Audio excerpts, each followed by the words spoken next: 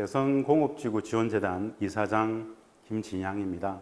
오늘 2시간 정도 개성공단과 한반도의 평화경제와 관련된 이야기를 좀 드리려고 합니다. 먼저 이 강의를 들으시는 분들한테 사전 전제적 관점에서 한 가지를 먼저 말씀드리고 이야기를 하려고 합니다. 우리가 일상을 살아가는 이 분단체제, 분단은 구조적으로, 체제적으로 통일교육을 하지 않았습니다.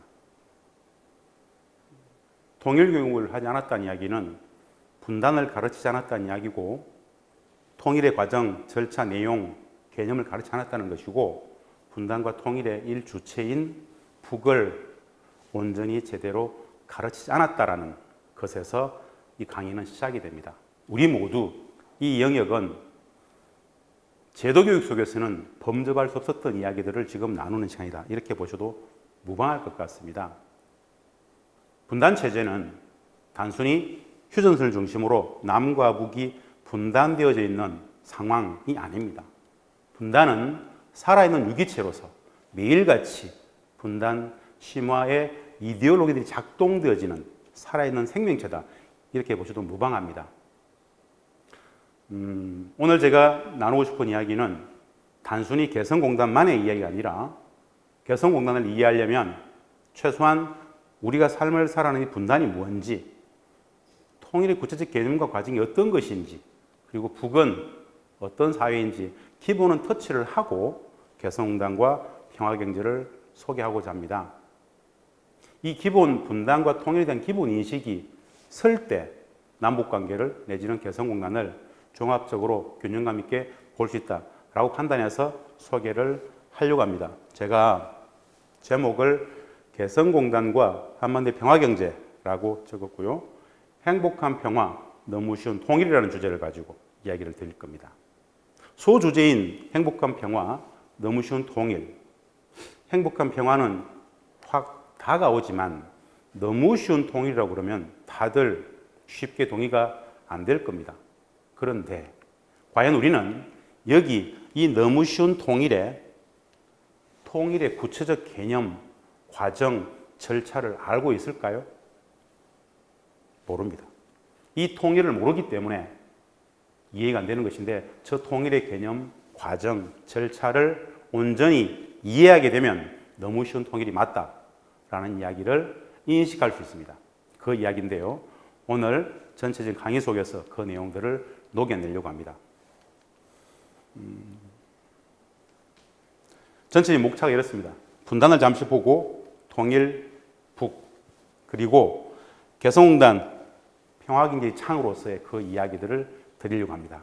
자, 먼저 이 명제로부터 저는 강의를 시작하려고 합니다. 유일한 선은 알미요, 유일한 악은 무지다. 이 명제 속에서 이런 말씀을 꼭 드리고 싶습니다. 유일한 악은 무지라고 했을 때 이 무지가 악이 될 수 있다는 이야기입니다. 그런데 아주 엄혹한 현실이 하나 있습니다. 70년, 75년 이 적대적 분단체제, 남과 북의 분단체제는 우리에게 구조적으로 너무 많은 것을 가르쳐주지 않았기 때문에 우리 스스로의 의지와는 무관하게 무지가 너무나 많습니다. 그 무지가 뭐냐?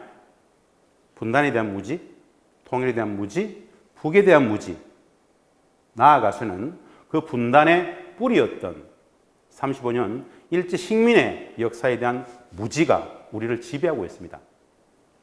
우리의 의지와는 무관하게 분단 체제가 가르치지 않았던 분단의 역사, 그것을 기본 이해를 한 이후에 통일, 평화를 이야기할 수 있어야 되는데 우리는 제도교육 속에서 배우지 못했다는 이야기입니다. 그 말씀들을 드리고자 합니다. 유일한 선은 알미요, 유일한 악은 무지다 라는 명제와 관련해서 꼭 그 말씀 드리고 싶습니다. 통일교육은 중요한 교육이 아닙니다. 기본교육이고 근본교육입니다. 통일교육은 우리 공동체의 뿌리, 근간을 확인해가는 과정입니다. 가장 기본도 몰랐던 영역이었습니다. 그 이야기까지 함께 드리려고 합니다. 분단, 통일, 북을 잠시 보겠습니다. 한 장의 슬라이드를 가지고 분단을 설명합니다. 우리 모두 5천만 공동체 구성원들이 분단을 살아갑니다. 일상적으로 분단을 살아가는데 누구도 분단으로부터 자유로울 수 없는데 이 분단이 어떻게 되었는지, 어떻게 만들어졌는지, 어떻게 유지되고 있는지, 분단 기득권 세력은 누구인지 이런 기본적인 질문을 던졌을 때 아무도 답변하지 못합니다. 이 땅은 왜 분단되어졌을까요? 온전히 제대로 배운 바가 없기 때문에 우리는 분단의 기원을 자신 있게 말하지 못합니다. 이 슬라이드에 제가 담았습니다. 분단의 기원, 본질, 외세라고 적었습니다. 이 한반도의 분단은 외세가 갈랐다라고 일찍이 이야기했던 사람들이 있습니다. 몽양 이원영 선생, 백범 김구 선생, 김규식 선생, 조수항 선생, 안재홍 선생, 수많은 독립운동지사들께서 1945년 8월 해방 이후에 그 전국 속에서 외세가 이 땅을 갈라칠 때 그 분단에 저항하면서 누구나 똑같이 했던 이야기입니다. 이 땅의 분단은 외세가 철저히 갈랐다. 많이 잊혀진 명제입니다. 그것을 이야기하고자 하는 겁니다. 우리는 여한간에 분단되어짐을 당했습니다. 이 한 장의 사진이 있습니다. 2차 세계대전의 두 전범국가입니다. 독일과 일본이 있습니다. 2차 세계대전의 전범국가였던 독일을 전범국가였기 때문에 동독과 서독으로 분단시켰던 것처럼 똑같은 맥락에서 이치대로라면 전범국가였던 일본을 분단시켰어야 되는데 왜 우리가 분단되어짐을 당했을까요? 여하간에 우리는 국제정치적 패권의 질서, 그 외세들이 그들의 국익을 위해서 이 땅을 갈랐을 때 분단되어짐을 당했다는 것이죠. 참혹한 이야기입니다. 이 분단의 뿌리가 결국 35년 일제 식민 지배와 맥이 닿아 있다는 사실. 이 주요한 명제로부터 분단을 볼 수 있어야 됩니다. 1945년의 그 분단, 그 외세들이, 그 국제정책 패권의 질서들이 자국의 국익을 위해서 이 땅을 갈랐을 때 그 분단의 본질이 2020년 현재의 분단의 본질과 별로 다르지 않습니다. 국제정치는 자국의 국익이 절대선입니다. 국제정치에는 진리도, 정의도, 평화도 존재하지 않습니다. 자국의 국익만이 절대선입니다. 많은 사람들은 그런 이야기를 합니다. 우리는 약소국이었잖아요. 약소국이었기 때문에 분단을 당하지 않습니까? 라고 이야기를 합니다. 그게 그렇게 간단치 않습니다. 무슨 뜻이냐? 우리처럼 2차 세계대전이 끝났을 때 식민지에서 해방이 되었던 나라는 총 78개의 국가가 있었습니다. 그 중에 예멘과 우리나라 딱 두 나라만 분단되어짐을 당했습니다. 약소국가라고 해서 다 당한 건 아니란 말입니다. 누군가가 그 분단을 기획했고 누군가가 그 분단을 주도 면밀하게 추진했기 때문에 이 땅이 분단되어짐을 당했다라는 이야기입니다. 그것이 바로 종합적인 결론으로서 국제정책 패권의 질서, 패권주의 국가들끼리의 나눠먹임 속에서 분단되어졌다라고 이야기하시면 됩니다. 그 분단을 기획했던 나라, 바로 다름 아닌 일제, 일본이 한반도 분단에 가장 깊숙이 개입했던 나라다라고 보시면 명료합니다. 우리는 이 역사를 배우지 못했습니다. 가르칠 수가 없었습니다. 그 분통 터지는 한의 역사를 왜 가르치지 못했는가? 단순합니다. 일제 35년 식민지배의 시기에 일제의 주구, 민족의 반역단으로서 했던 그들이 분단을 수립하면서 새로운 역사의 권력의 전면에 등장했기 때문에 그 역사를 가르칠 수가 없었던 겁니다. 무슨 뜻이냐? 2019년이 임시정부 수립 100주년이었습니다. 35년 식민지배에 저항했던 수많은 독립운동지사들이 그들이 해방의 땅에서 권력을 잡고 정치를 하고 나라를 만들었어야 되는데 35년 식민지배의 시기에 일제의 주구, 민족의 반역자 그들은 그 광복의 땅에서 청산의 대상이 되었어야 되는데 오히려 그 일제의 주구들이 민족의 독립운동 세력들을 역청산하고 죽여버리는 과정이 물리적 토대로서의 분단 수립의 과정이었다는 이야기입니다. 그 이후의 역사는 현재 진행입니다. 일제 35년 식민지배의 현재 진행형으로서 분단체제를 설명하는 하나의 모티브입니다. 그랬기 때문에 이 역사를 그들은 가르치지 않았고 은폐했다라는 것이죠. 여하간에 한반도 분단의 실질적인 기억을 했던 나라, 바로 일본, 일제, 그것만은 꼭 기억을 했으면 좋겠습니다. 마찬가지로 미국도 소련도 그 기획에 놀아나고 자국의 국익을 위해서 한반도의 분단에 함께 동참했다. 결국 우리는 그들 국제정치 패권의 질서들이 이 한반도를 가를 때 분단 대점을 당했다라는 그 원리, 기본 분단의 원인에 대해서는 확고하게 인식할 필요가 있어야 되겠다라는 말씀을 먼저 드리는 겁니다. 그들은 이렇게 설명합니다. 한반도의 분단은 남과 북의 이념 갈등으로 만들어졌다라는 거짓을 이야기합니다. 그렇지 않습니다. 거꾸로 되어 있습니다.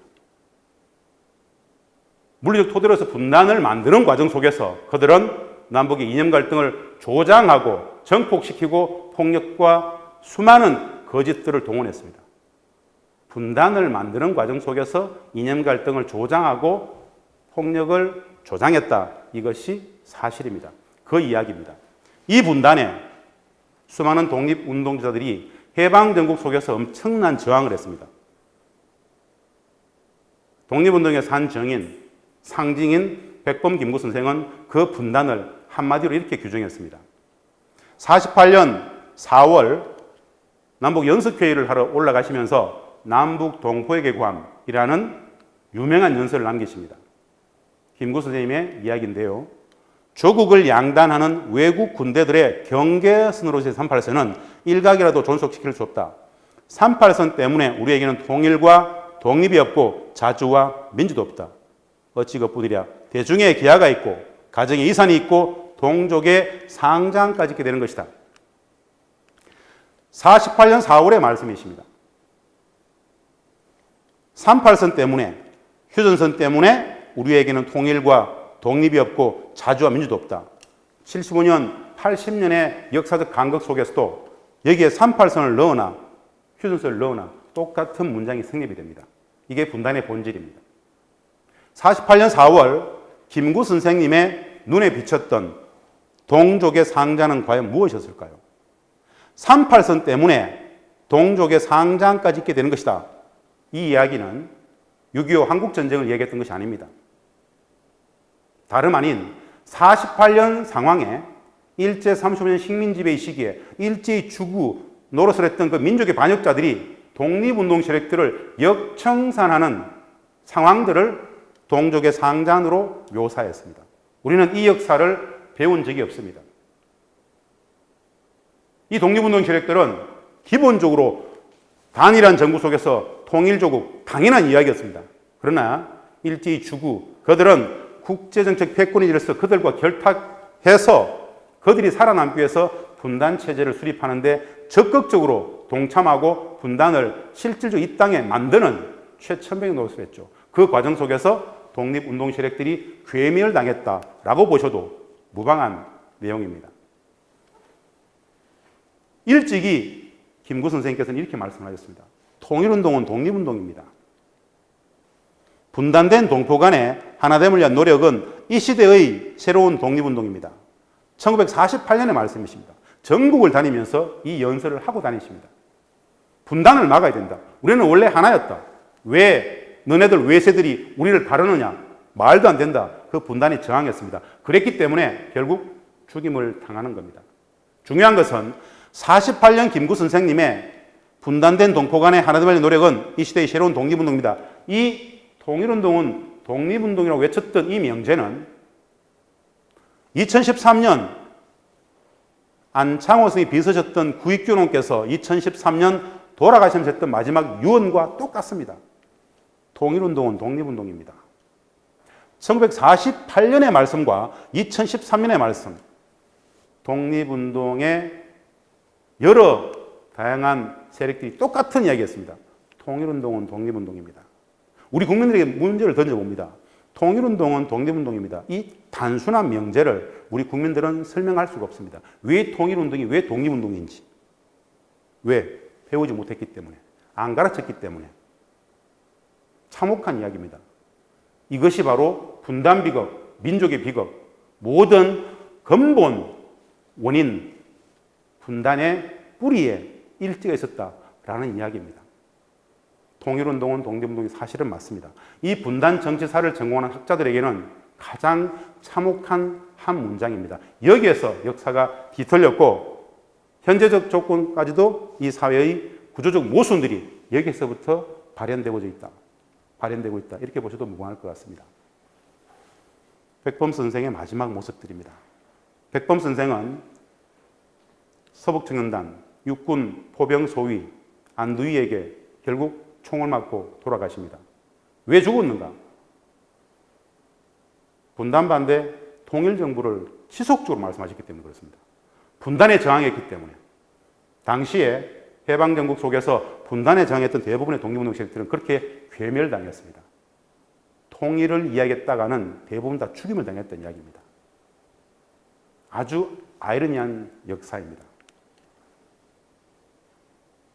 참고로 아시겠죠? 이 백범 선생을 쏘았던 육군 포병 소위 안두희, 서북청년 안두희는 백범을 암살하고 6개월 만에 2계급 특전을 했다는 사실. 참혹한 이야기입니다만은 역사 속에서 가려져 있고 은폐되어진 이야기입니다. 그 이후의 역사는 두말할 것도 없었겠죠. 간단한 상징으로서 그 역사는 왜 그랬을까를 한번 근본적인 회의를 가지게끔 한번 해보는 질문입니다. 백범을 암살했던 그는 어떻게 2계급 특전을 했을까? 그런 시절이었습니다. 내가 죽거든 친일파가 묻혀있는 국립묘지가 아니라 동지들이 묻혀있는 효창군에 묻어달라. 왜 이런 이야기들이 회자되고 있을 거예요? 지금도 마찬가지입니다. 효창공원에 묻혀져 있는 백범 선생, 윤봉길, 이봉창, 수많은 이 독립운동 기사들은 왜 동작동 국립묘지가 아닌 효창원에 여전히 묻혀 있을까요? 단순한 사건일까요? 아니면 정통성이 다른 것일까요? 여하간 간에 심각한 문제는 심각한 문제입니다. 생각해 볼 여지가 있습니다. 21대 국회가 친일 반민족 세력의 국립묘지로 파묘를 지금 추진하고 있죠. 민족의 정기를 세우는 입장에서 우리가 지극한 관심을 가져야 할 대목이다라고 말씀을 드리고 싶습니다. 항일 독립운동은 통일운동의 역사를 가지고 있습니다. 우리가 기본적으로 인식하고 있어야 될 이 분단의 뿌리에 바로 일제가 있었다는 것, 명확하게 인식하기 위해서 우리가 배우지 못했던 역사 속에서 항일 독립운동의 한 페이지들을 설명하려고 합니다. 기본적으로 분단 체제의 분단 권력이 되었던 일제의 주군으로 서렸던 그들이 묻어버리고 가르치지 않았던 역사 속에서 우리가 못 배웠던 역사입니다. 지난해가 3.1 임정 100주년이었기 때문에 의미를 가지고 한번 소개를 드려보려고 합니다.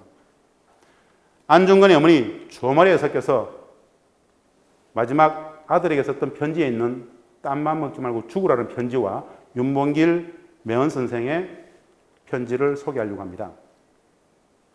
우리 다들 아시다시피 안중근 의사는 이토 히로부미를 저격합니다. 1909년 10월 26일 이토를 쏘았습니다. 이토 히로부미는 일본의 일대 내각 총리입니다. 일대 조선 통감이었습니다. 을사늑약의 주범이었고 고종을 폐위시켰던 한마디로 식민지 전략의 최천병이었죠. 그를 안중근 의사께서 쏘았습니다. 사형선고를 받았습니다. 사형선고를 받았던 안중근 선생께서 항소를 할 것이냐 말 것이냐를 고민하는 과정에 어머니 조마리 여사가 썼던 편지의 한 대목입니다. 네가 만약 늙은 어미보다 먼저 죽는 것을 불효라 생각한다면 이 어미는 웃음거리가 될 것이다. 너의 죽음은 너의 한 사람의 것이 아니라 조선인 전체의 공분을 짊어지고 있는 것이다. 네가 항소를 한다면 그것은 일제의 목숨을 구구라는 짓이다. 네가 나라를 위해 이에 이른 즉 땀만 먹지 말고 죽으라. 안중근의 어머니 조마리 여사가 아들에게 썼던 편지입니다. 어머니의 모성은 자식을 대신해서 죽음을 선택할 수 있는 가장 숭고한 사랑이라고 합니다. 그런데 이 어머님께서는 아들에게 너 죽으라라고 이야기하고 있습니다. 중요한 것은 왜 이 역사를 우리는 제도교육 속에서 배우지 못했을까요? 수많은 독립운동사가 있는데 가장 상징적인 사건이었습니다. 우리는 배울 수가 없었습니다. 35년 식민지배 일제히 주구 노릇을 했던 그들이 분단 권력의 주체가 됨으로써 이 모든 것들을 다 은폐하고 가렸기 때문에 우리 국민들은 거의 대부분 배우지 못했습니다. 참혹한 이야기입니다. 하나를 보면 열을 안다. 은폐되어졌던 왜곡된 분단 역사 내지는 35년 식민지배조차도 우리는 제대로 배우지 못했습니다. 거의 대부분 다 가려져 있습니다. 최소한 유관순 열사가 어떻게 죽임을 당했는지 그 엄혹했던 시절을 우리가 진정 제대로 배웠다라면 현재의 한일 관계는 이르지 않을 거라는 얘기죠. 마찬가지로 매헌 선생의 이야기도 소개하고 싶습니다. 1932년 4월 홍콩 공원에서 중국 상해에서 중국인도 아닌 조선인이 한 청년이 일본 상해에서 중국의 상해에서 일본군 전성절 축하 기념식을 초토화시켜버렸던 엄청난 사건입니다. 그 사건에 나가기 전에 대사를 치르기 전에 썼던 편지입니다. 동포들에게 고향에 계신 부모 형제 동포여 더 살고 싶은 것이 인정입니다. 그러나 죽음을 택해야 할 오직 한 번의 가장 좋은 기회를 포착했습니다. 100년 살기보다 조국의 영광을 지키는 이 기회를 택했습니다. 안녕히들 계십시오.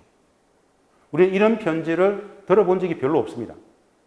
그냥 홍콩 공원의 도시락 폭탄 정도만 알고 있습니다. 아시아 역사를 바꿨던 어마어마한 사건입니다. 중국의 100만 대군 하지 못한 일을 조선의 한 청년이 해냈다라는 3천만 조선민족이 사학 중국인을 부끄럽게 했던 중국 역사를 바꿨던 어마어마한 사건입니다. 진짜 중요한 것은 이 역사를 왜 우리는 제대로 배우지 못했을까라는 문제의식입니다. 마찬가지로 대사의 거사를 성공하고 사형 선고를 받았던 매헌 선생이 죽기 직전에 자신의 아이들에게 썼던 편지입니다. 아이들 이름이 모순과 담이었습니다. 진짜 어렸던 강보에 쌓여져 있습니다. 그 아이들에게 썼던 편지입니다. 강보에 쌓인 두 병정 모순과 담에게 너희도 만일 피가 있고 뼈가 있다면 반드시 조선을 위해서 용감한 투사가 되어라. 그리고 태의 깃발 높이 드날리고 나의 빈문 앞에 찾아와 한 잔 술을 부어 놓으라. 그리고 너희들은 압이 없음을 슬퍼하지 말아라. 이게 24살 때의 모습입니다. 왜 우리는 이 역사를 배우지 못했을까라는 문제의식을 진짜 가져봐야 됩니다. 분단체제는 35년 식민지배를 다 가렸다. 식민지배의 그 권력이 주군으로 있었던 그들이 분단 권력의 주체가 되었기 때문에 그 본질을 다 은폐했다라는 것입니다. 한두 가지가 아니죠. 그래서 다시 말씀드리지만 분단은 일제 35년의 식민지배의 현재 진행형이다라는 이야기를 합니다. 권력이론적 관점에서 본다라면 그렇다라는 이야기입니다. 이 역사를 잊은 민족에게 미래는 없다.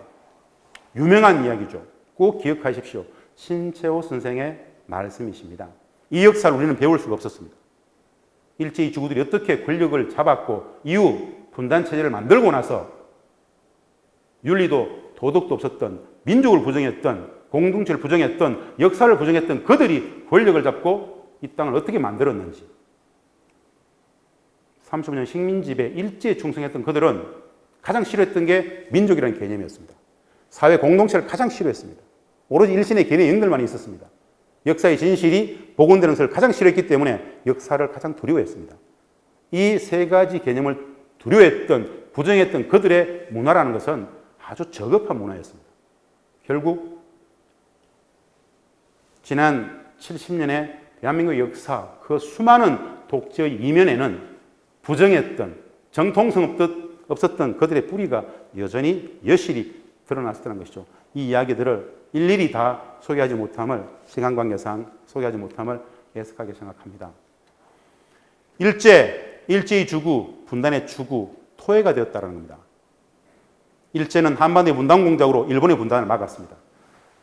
조선을 분단시킴으로써 일본을 분단으로 막았다는 이야기. 그 작업이 최초의 작업이었습니다. 우리는 꼭 알 필요가 있습니다. 분단의 기원. 1592년 임난 시기, 임진왜란 시기에 명나라와 일본은 서울, 한강을 기점으로, 평양을 기점으로 서로 나눌 생각을 했다는 이야기. 1894년 청일전쟁 시기에도 청과 일본은 서울을 기점으로 나눌 생각을 했었다는 이야기. 러일 진영 시기도 마찬가지입니다. 영국이 개입해서 분단을 획책했던 기록들, 그 많은 역사적 기원에 분단이 있습니다. 38도선, 38선은 하루아침에 생긴 것이 아니라 일제상하민 식민지배의 시기에 그들이 끊임없이 연구했던 결과로서 분단이 획책되었다라는 이야기입니다. 2020년 현재의 일본을 봅니다. 일본의 유명한 외무상이죠. 고노. 지금은 방위상입니다. 일본의 방위상 고노다로의 집무실에는 한반도의 지도가 걸려져 있습니다. 무엇을 의미할까요? 우리가 깊이 있게 고민해 봐야 됩니다. 한편에는 우길기가, 한편에는 한반도의 지도가 같이 그려져 있습니다. 일본은 여전히 군국주의 부활을 꿈꾸면서 아시아의 패권을 여전히 꿈꾸면서 한반도를 보고 있다. 간단치 않은 역사입니다. 간단치 않은 현재적 이야기입니다. 우리가 이 역사를 모르면 다시 당할 수 있다. 라는 이야기입니다. 현재 진행형, 일제 35년 식민지배의 현재 진행형 분단체제를 한번 직시해 볼 필요가 있다라고 해서 소개를 해봅니다. 총체적 비정상에 그는 토대 분단이라고 소개를 하고 싶습니다. 분단은 땅만 가는 게 아니더라. 사람도 가르고 가족도 공동체도 가르고 역사도 민족의 정신사도 왜곡하고 갈라놓았다. 생각도 세계관도 가득 변질을 시켰다. 분단은 일제 식민 현재 진행 이 많은 이야기들 분단의 본질, 국민 불행의 구조적 근원, 모든 비정상, 몰가치, 불합리의 뿌리에 분단체제가 작동되어진다는 것. 여전히 우리는 역사, 민족 정신사를 식민사관에 입각해서 배우고 있습니다. 단 한 번도 우리는 우리의 역사를 우리의 손으로 써본 적이 없습니다. 35년 식민지배에 충성했던 식민사학자들이 분단 역사 속에서 식민사학을 그대로 분단 역사 속에서 가르치고 있습니다. 어마어마한 이야기입니다. 우리가 배웠던 상식이 역사의 진실과 너무 간극이 크다는 이야기입니다. 우리는 원래 대륙국가의 대륙인들입니다. 70년 분단체제는 우리를 섬나라 사람들로 만들었습니다. 이미 우리 국민들은 외국 여행의 고유명사를 해외여행이라고 쓸 만큼 바다를 건너지 않고는 외국을 나가지 못한다는 그 포박된 인식 속에서 섬나라적 세계관을 갖게 되었습니다. 분단체제가 만든 현재적 결과물들입니다. 분단의 비정상성들을 여러 단위를 가지고 설명을 할 수 있습니다.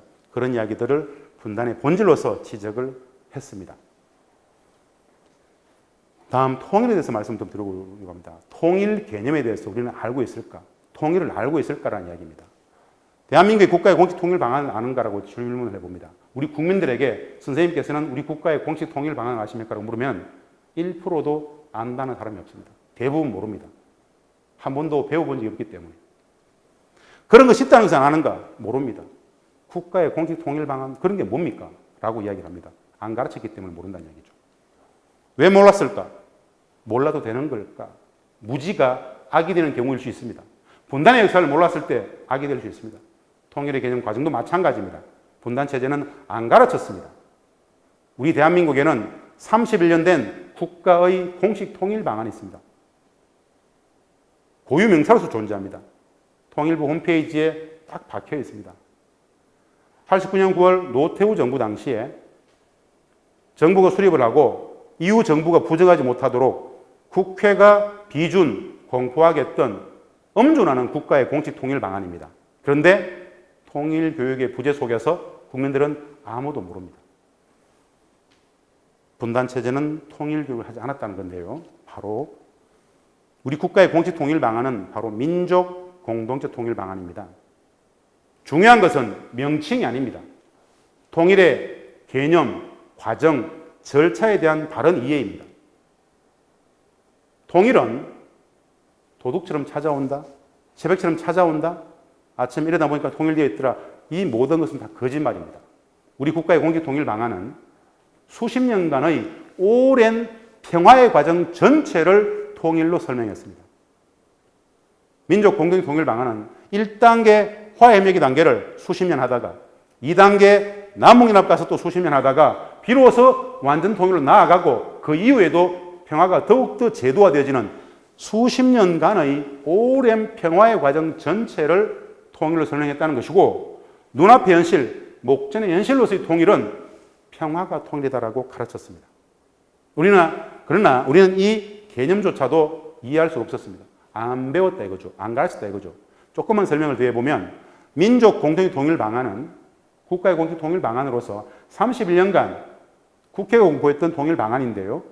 1단계 화해협력 한 20, 30년 하자는 이야기입니다. 남과 북이 서로 체제와 제도를 엄격히 상호 존중하고 화해협력하고 남북 교류하고 경제협력하고 개성공단 같은 거 많이 만들고 결정적으로 분단체제의 법제적 근거가 되고 있는 휴전협정 체제, 휴전협정, 전쟁 중인 협정을 폐기하고 평화협정을 체결하고 전쟁의 당사자로 있는 미국과 북한이 관계 정상화, 즉 대사급의 외교적 관계를 수립하는 것, 이 전체를 1단계 화해협력의 단계로 봤습니다. 20, 30년 걸린다고 봤습니다. 이후에 화해협력이 완성되면 2단계 남북연합으로 가자. 남북연합은 단순합니다. 이 정부, 두 정부입니다. 남북 양 지역 정부를 그대로 두고 양 지역 정부가 정치권, 외교권, 국방권을 그대로 다 갖고 있으면서 기존의 모든 권한을 그대로 다 갖고 있으면서 상위에 남북 정상회의, 남북 강요회의, 남북 평의회 세 개의 회의체를 운영하면서 나라의 통일 문제를 전담케 하자. 이게 바로 남북 연합입니다. 연합과 연방은 개념이 단순히 다릅니다. 연방제는 연방정부가 외교권과 국방권을 가져가는 것이 연방제입니다. 연합제는 지역정부가 외교권과 국방권도 그대로 갖고 있는 겁니다. 그래서 우리는 2단계로서 남북연합제를 설정합니다. 이 남북연합을 또 수십 년 하다가 우리 국민들이 대부분 보편적으로 생각하는 완전 통일, 그 완전 통일은 남북연합 수십 년 이후에 진짜 휴전선 허물고 하나의 정치, 체제, 단일한 경제, 제도, 단일한 법, 권력, 명실상부한 그 통일은 그 시대를 살아가는 후대들이 그럴 수 있다고 판단했을 때 그들이 자유로운 선거를 통해서 결정하게 하자. 이게 바로 마지막 완전 통일의 순간입니다. 그래서 민족 공동 통일 방안은 통일을 화해협력, 남북연합, 완전 통일의 수십 년간의 오랜 평화의 과정 전체를 통일로 봤다라는 것이고 순간순간의 통일은 뭐냐? 평화가 공존되어지는 남과 북이 평화 속에서 공존하는 과정 전체를 통일로 봤다는 겁니다. 그래서 평화가 통일이다라는 개념들이 도출되어집니다. 통일은 평화의 오랜 과정이야 라고 보는 겁니다. 여기에서 우리의 국가의 공식 통일 방안인 민족 공동의 통일 방안은 딱 한 가지가 필요하다고 그랬습니다. 화해협력부터 완전 통일 가졌는데 수십 년간 딱 한 가지가 필요하다. 그 한 가지가 뭐냐? 남과 북이 상호 체제와 제도를 엄격히 상호 존중하자.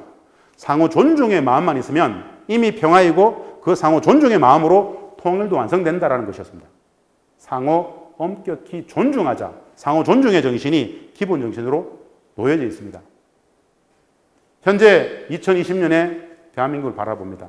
우리는 북측을 존중하고 있을까요? 우리 마음에 북측을 존중하는 마음이 있을까요? 사실은 적대적 분단 체제는 그런 마음 자체를 부정했습니다. 혐오하게 하고 적대하게 하고 반목, 질시, 폭력, 혐오의 수준이죠. 낮춰보죠.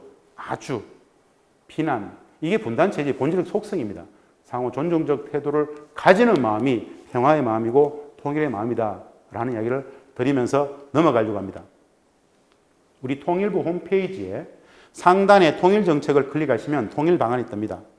제가 지금 설명드린 바와 같이 민족 공동 통일 방안은 우리 정부의 공식 통일 방안으로 89인구 노태우 정부 시기 쭉 제가 방금 설명드렸던 국가의 공식 통일 방안 설명이 통일부 홈페이지에 그대로 있습니다. 지난 30년간 통일부 홈페이지에 있었습니다. 그럼에도 불구하고 국민들은 국가의 공식 통일 방안을 거의 대부분 몰랐습니다.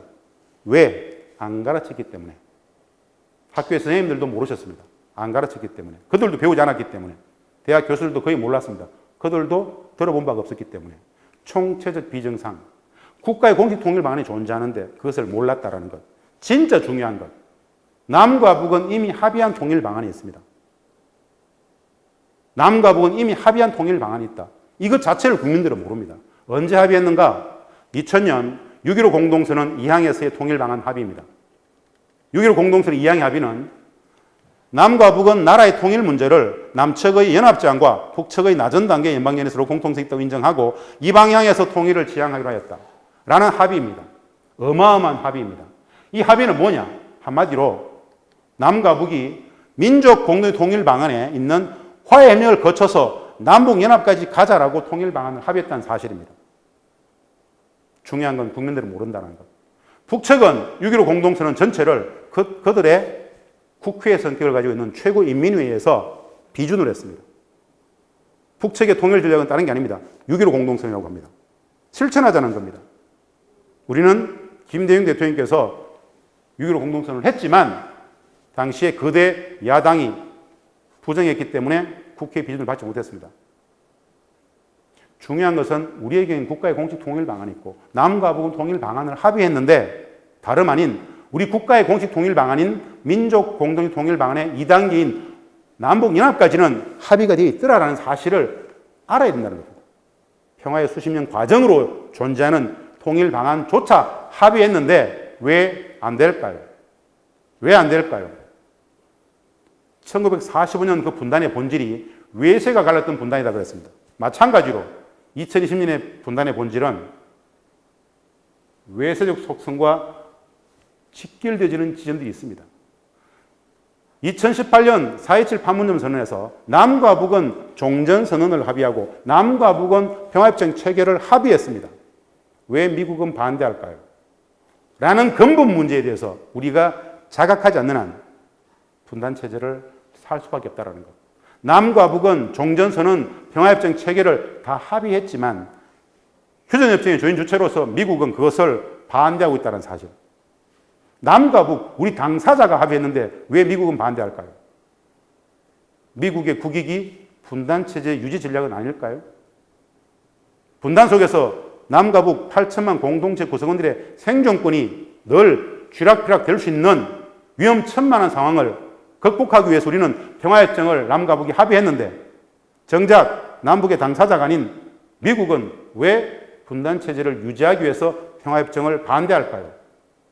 그것이 미국의 국익이기 때문에. 이 불편한 진실을 우리가 공유할 수 있을 때 현재의 분단을 넘어서 평화를, 통일을 만들어갈 수 있다. 그렇기 때문에 이제는 이런 불편한 진실들을 공유해야만 한다라고 해서 공유합니다. 4.27 판문점 선언, 9.19 평양선언이 왜 지켜지지 못하고 있는가? 남과 북이 8천만 결의 앞에, 전세 앞에 엄숙히 천명했던 4.27과 9.19의 합의들이 왜 실천되지 못하는가? 한반도 분단 문제의 국제정치적 속성을 이야기하는 겁니다. 바로 외세. 이 국제정치는 자국의 국익이 절대선이다라는 것.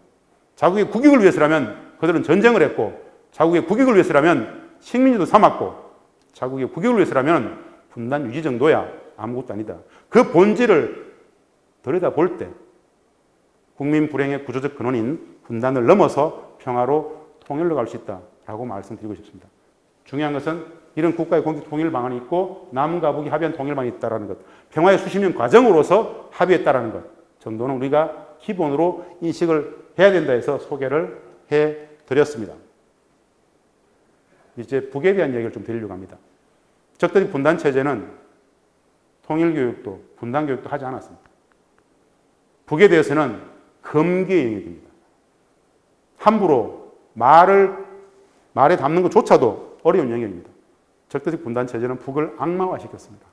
우리가 아는 북한, 호시탐탐, 적화, 야액을 누리는 북한, 헐벗고 굶주리는 꾀죄죄한, 찌질한 루저들로서의 북한. 진짜 그럴까요? 라는 문제식 가져볼 수가 없었습니다. 당연히 그랬어야만 합니다. 진짜 그럴까요? 무엇을 모르는가? 무엇을 아는가를 물어보면 됩니다. 아무것도 아는 게 사실 없습니다. 그들은 어떤 생각을 갖고 있는지, 어떤 생활 양식, 어떤 가치 규범, 어떤 윤리, 어떤 도덕을 갖고 있는지 우리는 그런 북에 대해서 배워본 바가 없습니다. 참 간단치 않은 이야기죠. 누가 모르는가? 다 모른다. 적대적 분단 체제는 허용하지 않았다. 금기의 영역입니다. 누구도 모릅니다. 누구도 북에 대해서 제도교육 속에서 온전히 배워본 바가 없습니다. 그래서 모를 수밖에 없다는 것. 왜 모르는가? 모를 수밖에 없는 구조가 있었죠. 전쟁적 상황 속에서 금기의 영역이고 어떤 것도 발표되어지지 않는 상황 속에서 우리가 접했던 대부분의 정보들은 왜곡되고 오도됐던 사실들의 근거에 있다는 것. 불편한 이야기입니다. 이 북은 사실은 경제 제도로서 사회주의 경제를 가지고 있다. 그리고 정치적 원리로서 집단주의 체제, 공동체성이 어마어마하게 강하다. 그리고 북측을 이해할 수 있는 가장 큰 특징, 전 세계의 군사적 패권 국가인 미국과의 전쟁을 70년간 못 끝내고 있다. 2차 세계대전 이후에 2차 세계대전 이후에 70년간 가장 오랫동안 전쟁적 상태를 유지하고 있는 나라, 미국과 북한, 바로 미북, 북미 관계입니다. 북측의 상대는 바로 미국입니다. 이런 질문을 던져볼 수 있습니다. 한번 생각해 보십시오. 2차 세계대전 이후에 북한은 미국과 70년 전쟁을 못 끝내고 있습니다. 북한은 미국에게 전쟁 상태 유지를 원할까요? 전쟁이 끝나기를 원할까요? 북한은 미국에게 전쟁을 원할까요? 평화를 원할까요? 북이 미국에게 수십 년간 평화협정 체결을 요구했다는 사실 자체를 우리는 공유할 수가 없었습니다. 감히 북이 그 악마가 무슨 평화를 입에 담았을까라는 말도 안 되는 상상을 해볼 수가 없었겠죠. 적대적 분단 체제는 그런 것들은 공유하지 않고 가르치지 않았습니다. 왜? 분단 체제를 유지했어야만 하기 때문에, 북을 악마화 시켜야만 분단 체제가 유지되었기 때문에. 한 가지 아십니까? 2018년 9.19 평양선언에서 대한민국 대통령 문재인 대통령께서는 15만 평양 시민들 앞에서 능라도에서 이런 연설을 했습니다. 남과 북은, 우리 민족은 5,000년을 함께 살고 70년을 헤어져 살았습니다. 우리 민족은 우수합니다. 강인합니다. 함께 살아야 합니다. 라고 이야기했습니다. 그 앞에 이런 문장을 얘기했습니다. 대통령의 공식적인 공개 연설에 나오는 한 문장입니다. 나는 북측이 민족의 화해와 평화를 얼마나 갈망하고 있는지 절실하게 확인하였습니다. 라고 얘기했습니다. 전 세계 앞에 북측이 화해와 평화를 얼마나 갈망하는지를 대한민국 대통령께서 공개적으로 천명했습니다. 호시탐탐 적화의 계획을 누리는 북한이 있고요. 화해와 협력, 평화를 진짜 갈망하는 북한이 있습니다. 어느 것이 진실일까요? 분단체제는 이것을 가르치지 않았습니다. 그냥 북은 나쁜 놈들이면 되었습니다. 모든 문제의 근원을 북으로 치환시키면 됩니다. 참으로 적지 않은 불편한 진실들이 존재합니다. 분단체제가 유지될 수 있었던 어마어마한 기제에는 거짓, 폭력이 동원되었다는 것. 진실을 왜곡하고 거짓을 동원했기 때문에 분단체제가 유지되었다는 것. 어마어마한 이야기들입니다. 기존 북한 이해하는 세 가지 키워드들인데요. 이 정도 인식들은 아주 기본적인 인식입니다. 우리 사회가 북을 바라보는 관점들, 이런 겁니다. 적대적 관점, 대립적 관점, 비교적 관점, 경제적 관점, 우리 기준의 관점, 일반적으로 참 많은데요. 간단치 않은 영역이 존재한다는 정도로만 말씀을 드리고 넘기겠습니다. 이제 우리 함께 살 수 있을까? 남과 북. 적대적 분단 체제가 설명하지 않았던 북에 대한 이야기입니다. 북한학자로서 가장 오랫동안 북측에 장기 체류했던 북한학자의 눈에 붙였던 북한 사람들 이야기입니다. 북측 체제에 대한 이야기입니다. 2008년부터 2011년까지 개성공단에서 대북협상을 주로 하면서 만났던 북측 사회, 그들의 생활 양식, 가치 규범, 그들의 민낯, 속살들을 한번 기존에 우리의 북한에 대한 인식과는 관계없이 본대로 공유하려고 썼던 자료입니다. 한번 공유해 보시기 바랍니다. 이제 개성공단 이야기를 좀 드리려고 합니다. 오늘 본 주제하고 직결되는 건데요. 적대적 분단 체제는 우리 국민들에게 몰라도 너무 모르겠던 영역이 있습니다. 바로 북한 문제입니다. 통일, 분단, 이 영역은 범접할 수 없게끔 만들었다고 그랬습니다. 마찬가지로 개성공단도 몰라도 너무 모르고 있다는 것. 개성공단 어떻습니까? 첫 이미지, 북측 개성 땅에 있는 공단, 이 정도로 생각하실 겁니다. 사실은 굉장히 간단치 않습니다. 왜 개성공단을 만들었을까? 개성공단에서는 어떤 일이 있었을까? 어떤 기적들이 매일같이 생겼을까? 왜 개성공단이 닫혔을까? 누가 닫았을까?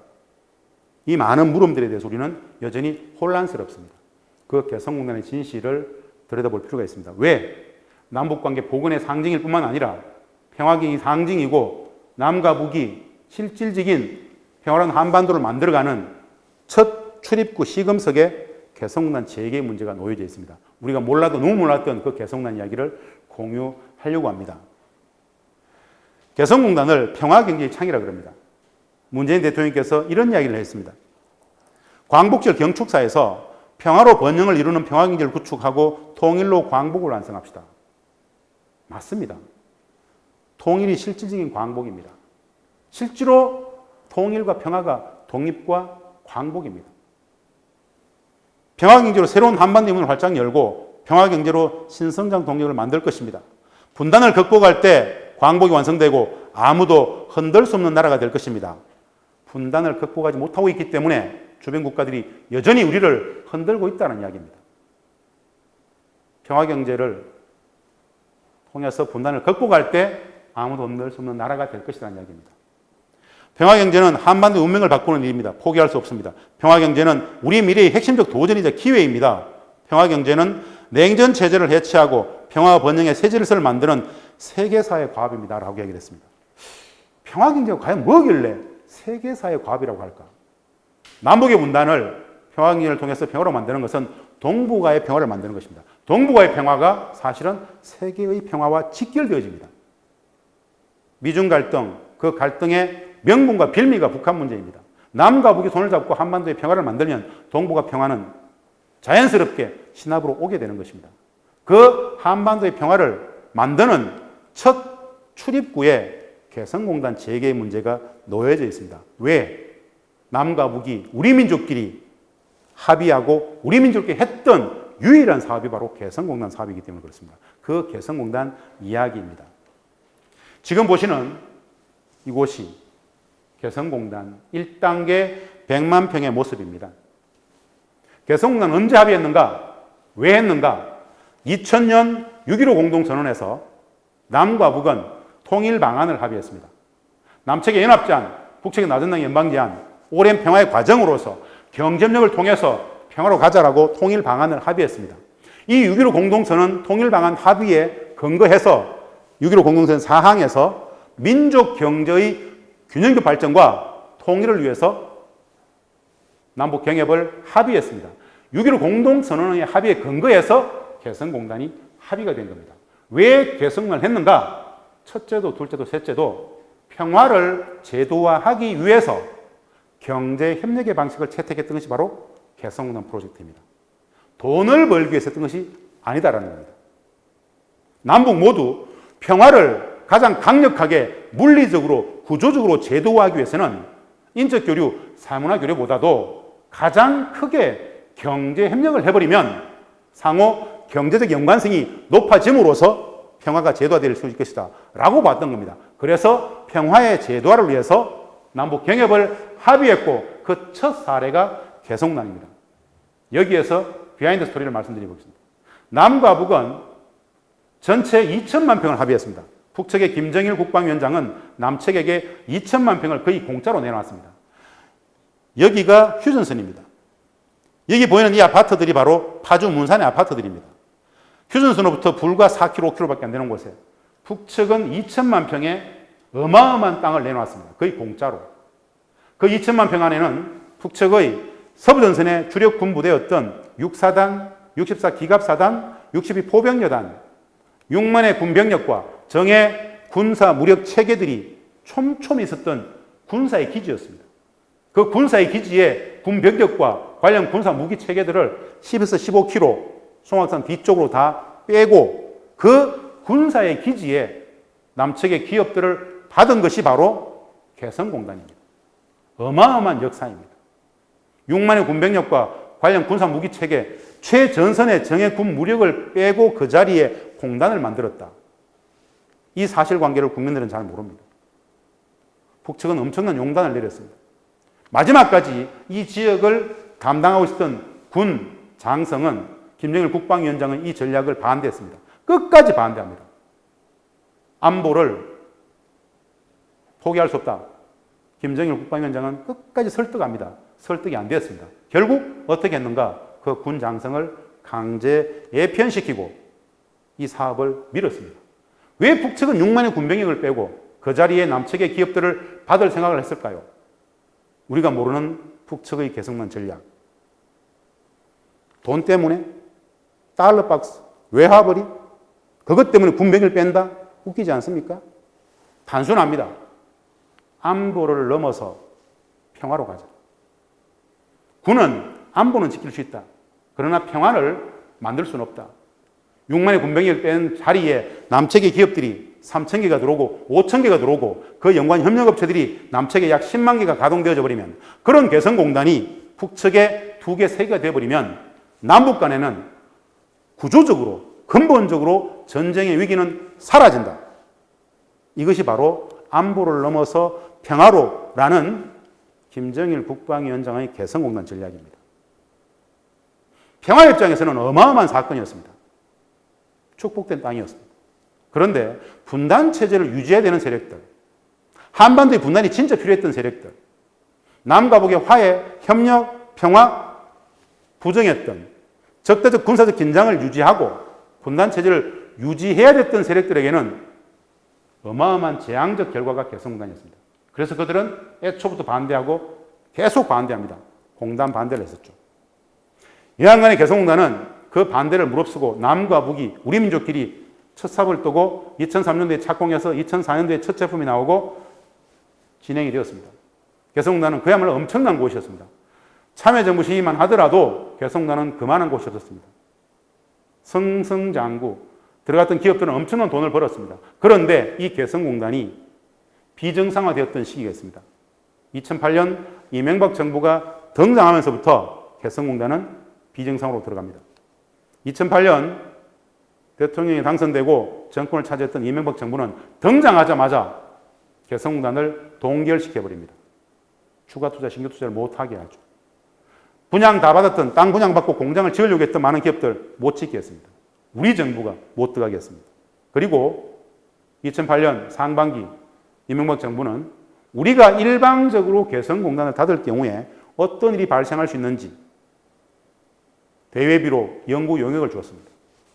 우리 정부가 개성공단을 닫을 생각을 하고 그 계획을 짰다는 이야기입니다. 국민들은 모르는 이야기입니다. 불편한 진실입니다. 비즈니스 프렌드리를 이야기했던 사업가 출신, 기업가 출신의 이명박 대통령은 왜 개성공단을 닫을 생각을 했을까요? 누가 이명박 대통령에게 개성공단을 닫으라고 계속 푸싱을 했을까요? 엄혹한 한미관계의 불편한 진실들입니다. 이게 개성공단의 본질입니다. 평화를 위해서 경협을 했습니다. 해봤는데 경제를 위한 평화도 성립이 됐습니다. 1당에 100만 평의 모습인데 2008년 이후 한 기업도 못 들어갔습니다. 그 이전에 들어갔던 기업들만 유지될 수 있습니다. 2016년 결국 박근혜 정부 당시에 박근혜 대통령의 그거 닫으세요 한마디로 12시간 만에 전면 중단된 이후 4년 4개월이 지나고 있습니다. 이 개성공단의 본질을 말씀드려 보겠습니다. 남과 북은 평화를 위해서 경협의 방식을 채택했는데 북측은 6만의 군병력을 뺀 자리에 이걸 넣었습니다. 김정일 국방위원장은 한 가지만 얘기했습니다. 모든 특혜를 다 주겠다. 단기간에 가장 많은 기업들이 들어와야 된다. 3층에 5층의 기업들이 들어오게 되면 남북 간에는 전쟁의 위기가 근본적으로 사라진다라는 그 주장 속에서 단기간에 많은 기업이 들어오기를 바랬고 그 단기간에 많은 기업들을 유치하기 위해서 어마어마한 특혜들을 내놓습니다. 북측이 내놓았던 특혜들 어떤 거냐? 사실 기업들의 특혜는 다른 게 아닙니다. 저임금과 땅값을 낮게 하는 것이죠. 개성공단은 대북 퍼주기가 아니라 완벽히 포기입니다. 북측이 개성공단을 어떻게 받는가? 어떻게든 남측의 기업들을 유치해야 되기 때문에 가장 단기간에 유치하기 위해서는 특혜를 주는 수밖에 없었습니다. 그래서 1단계 100만 평의 땅값 아주 간단합니다. 당시에 토지공사는 평당 우리 남측의 기업들한테 평당 14만 9천 원, 상업용지 140만 원까지 다양하게 분양을 다 했습니다. 근데 북측은 땅값을 1제곱미터당 1달러 받고 치웠습니다. 거의 공짜로 내놓은 겁니다. 북측 노동자의 임금도 마찬가지입니다. 2004년 3월 협상을 소개해 드립니다. 북측 노동자들에게 얼마를 줘야 될 것인가, 한 달에. 사실 우리는 당시 2004년 3월 협상 들어갈 때 최소한 우리 기업들하고 간담회를 해보고 한 달에 100에서 150불, 즉 10에서 한 15만 원 정도는 줄 수 있다고 판단하고 협상을 들어갔습니다. 북측은 월 50불, 5만 원을 요구했었습니다. 어마어마한 이야기입니다. 한 달에 5만 원. 한 달 노동의 대가 5만 원. 10만 원, 15만 원까지 줄 수 있다고 함에도 불구하고 한 달에 5만 원. 북측 노동자들의 2004년 첫 실질임금은 50불 기본임금에 연장, 야근, 특근을 다해서 한 달에 57불, 한화로 6만 3천 원이었습니다. 한 달 노동의 대가로 6만 3천 원을 주는 것은 퍼주기일까요? 포기일까요? 매우 민망한 이야기입니다. 그들에게도 4인 가족이 있을 겁니다. 왜 북측은 자신들의 노동력, 북측의 인민들에게 월 50불이면 된다라고 얘기했을까요? 북측은 애초부터 개성공단을 돈벌이의 수단, 외화벌이의 수단, 달러 박스로 보지 않았다는 얘기입니다. 사회주의 연대는 국가가 인민들의 생활을 책임집니다. 생활비의 개념이 있습니다. 여하간에 그들은 인민들의 경제를 책임지려고 했습니다. 그래서 50불을 얘기했던 겁니다. 우리는 노동을 팔아서 먹고 살지만 그들은 노동을 판다는 개념이 사실 존재하지 않습니다. 여하간에 우리 사회의 보편적인 담론에 북측이 개성공단을 한 이유, 달러박스, 외화벌이, 돈벌이 이런 어처구니 없는 인식은 사실은 맞지 않다. 거짓이었다는 이야기를 드리고 싶은 겁니다. 대부분의 국민들은 다 그렇게 합니다. 북측은 개성공단 돈줄, 달러박스로서 했을 것이다라고 그렇게 배웠기 때문에, 그렇게 언론 보도했기 때문에 그렇지 않다라는 것. 평화의 제도화, 평화의 제도화, 평화의 제도화. 6.15 공동선언의 정신에 입각하여 남과 북의 평화의 제도화를 위해서 특혜적 조치로서 내어놓았던 것이 바로 개성공단입니다. 근데 이 진실과 우리의 상식 사이에 어마어마한 간극이 존재합니다. 바로 분단체제가 만들어내는 거짓들입니다. 이런 이야기들이 언제부터 나왔는가? 바로 이명박 정부 이후에 개성공단을 칼질하고 비난하고 거짓을 동원해서라도 네거티브, 부정적 이미지를 심기 위해서 만들었던 프레임입니다. 왜곡된 담론입니다. 여하간에 국민은 진실을 알아야 됩니다. 국민은 국가의 목적이고 정치의 목적이기 때문에 그들에게 진실을 이야기했어야 되는데 개성공단을 닫기 위한 여론 환경을 위해서 네거티브, 부정적 여론들을 만들기 위해서 만들어졌던 거짓 담론들입니다. 여하간에 개성공단은 그렇게 어려운 조건 속에서도 계속 유지되었습니다. 한반도 평화의 구조조화 제도화를 위해서 했다는 것. 남북 평화의 제도화를 위한 경제협력이었습니다. 그리고 6.15 공동선 옥동자라 그러죠. 우리 민족끼리 자주적 평화의 제도화를 위한 첫 결실이었습니다. 북측의 6만의 군병력, 군시 후퇴했던 그리고 그 자리에 남측의 기업을 유지했던 것입니다. 한마디로 한반도 평화, 평화적 남북관계의 구조적 상징이 개성공단입니다. 그냥 단순히 개성에 있는 공단이 아니라 남북 평화의 상징이 개성공단이었다는 것. 그런데 이야기하지 않을 수가 없죠. 평화의 제도화를 위해서 경제협력의 방식을 채택했는데 평화를 위한 경협이었는데 역으로 경제를 위한 평화가 완벽히 구현되더라는 것입니다. 14년간 개성공단을 운영해 봤습니다. 결론적으로 우리 기업들한테는 개성공단보다 더 좋은 공단은 전 세계에 어디에도 없었습니다. 개성공단보다 더 많은 돈을 벌 수 있는 것은 없었습니다. 개성공단은 압도적인 부가가치를 창출했던 유일한 곳입니다. 우리 한국의 제조업 기업들한테 남북경협이라는 것은 폭발하는 한국 경제의 가능성을 다 예포하고 있는 것입니다.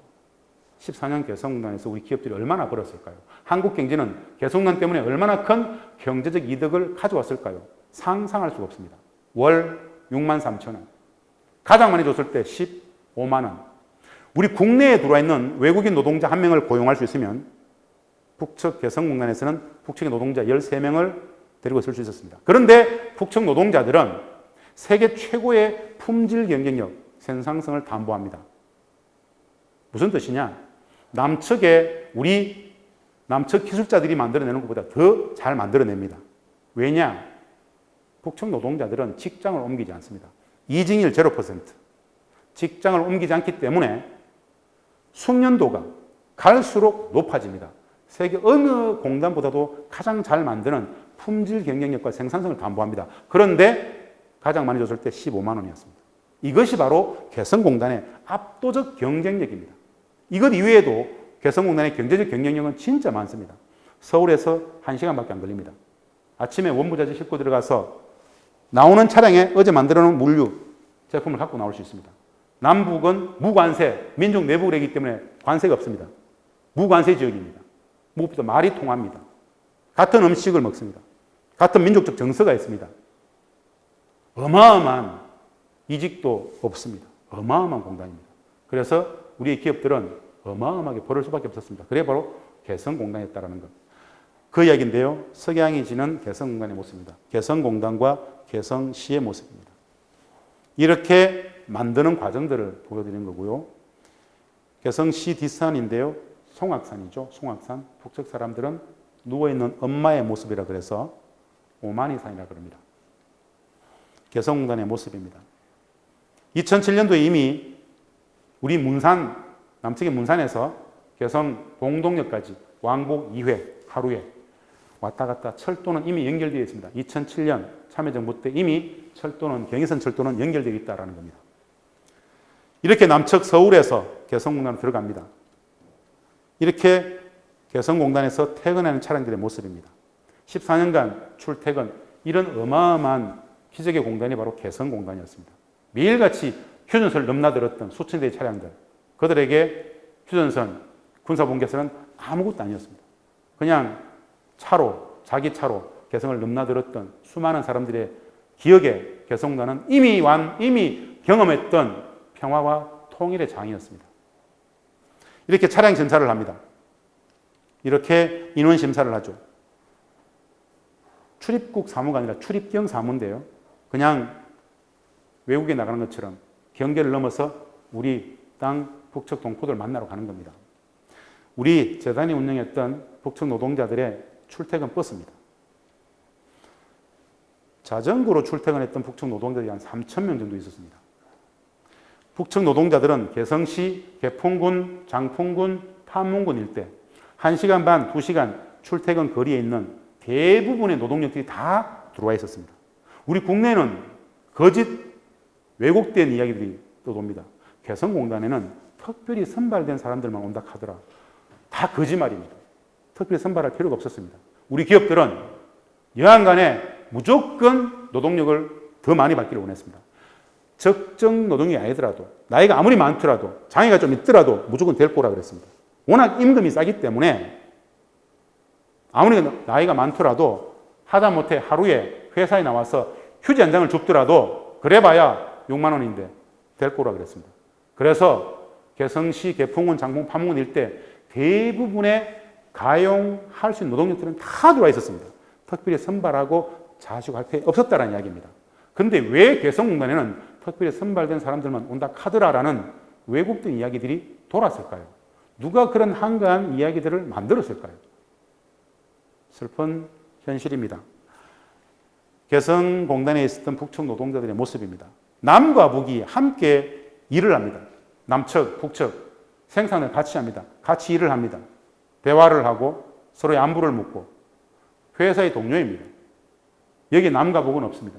이 회사의 생산성을 높이기 위해서 남북의 사람들이 만납니다. 14년간 우리는 개성을 해봤습니다. 그랬기 때문에 이미 평화를 만들었고 이미 체험해본 통일의 과정이었습니다.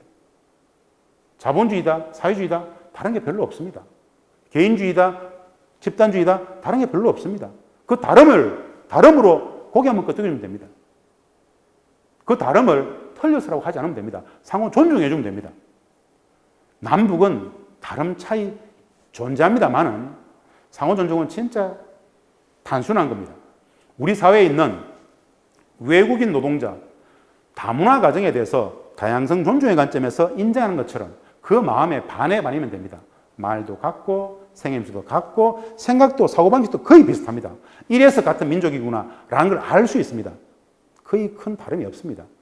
다름을 다름으로 받아들일 수 있는 그 마음 한 자락이면 이미 평화가, 이미 통일이 시작된다는 것이죠. 우리는 14년간 개성공단에서 그 다름을 배웠고, 다름에 대해서 고개하면 끄떡일 수 있는 마음들을 배웠고, 평화를, 통일을 만들었다는 이야기입니다. 바로 개성공단이 만들었던 평화, 통일의 문화였습니다. 경제는 어마어마하게 따라왔다는 것이고요. 이렇게 남과 북이 함께 일을 했습니다. 직장이 동료였습니다. 서로 친해질 수밖에 없습니다. 사랑하기도 하고요. 서로 가까워집니다. 특별한 어려움이 없었습니다. 이런 개성공단이 2개, 3개가 되었으면 이미 남과 북은 거의 어마어마한 통일의 순간에 가 있을 겁니다. 그러나 분단체제를 유지하고자 했던, 분단체제 속에서 자기의 패권적 이득을 가져가고 있던 그들은 이런 개성공단이 끝끝내 눈에 가시였습니다. 무슨 빌미라로 만들어가지고 공단을 닫고자 했었습니다. 그게 개성공단의 불안정성이었습니다. 평화의 관점에서 개성공단은 그래서 재개되어야 된다. 기업들 입장에서 한국 제조업의 위기 구조를 넘어갈 수 있는 유일한 방법, 남북 경협. 그래서 기업들은 개성공단 재개를 하염없이 기다립니다. 북측 노동자들의 모습입니다. 14년간 함께했던 개성공단에서 우리 남측 노동자들의 눈에 비쳤던, 우리 남측 사람들의 눈에 비쳤던 북측 사람들, 한마디로 착하고 순수하고 맑고 밝습니다. 눈물이 많고 정이 많습니다. 우리 사회에서 보편적으로 우리의 상식에 있는 루즈, 찌질이 그렇지 않습니다. 아주 맹랑합니다. 자기 표현 아주 잘하고 굉장히 개방적입니다. 굉장히 적극적입니다. 이런 북측 사람들을 만나봐야 됩니다. 훈련받아서 나오는 게 아닙니다. 누구나 대부분 보편적으로 그렇습니다. 그들에게 사회주의 윤리, 사회주의 도덕, 공동체 윤리와 공동체 도덕은 굉장히 중요합니다. 이런 다름들을 직접 확인하는 과정이 14년 개성에서 벌어졌습니다. 직접 경험하지 못하면 아무도 말 못합니다. 늘 그렇게 헐벗고 굶주리는 찌질이, 루즈, 호시탐탐 적화의 액을 노리는 북한이라는 이미지로 수십 년간 우리 스스로가 적대적 분단체제 속에서 세뇌되었음을 개성공단에서 14년간 확인하는 겁니다. 어마어마한 이야기입니다. 우리가 알고 있었던 그 상식이 진실과 너무 큰 간극이 존재하더라. 바로 분단체제가 만들어내는 거치들 때문입니다. 개성에서 돈도 벌고 참 많은 걸 벌었지만 진짜 중요한 것, 우리가 알고 있었던 그런 북한은 존재하지 않더라.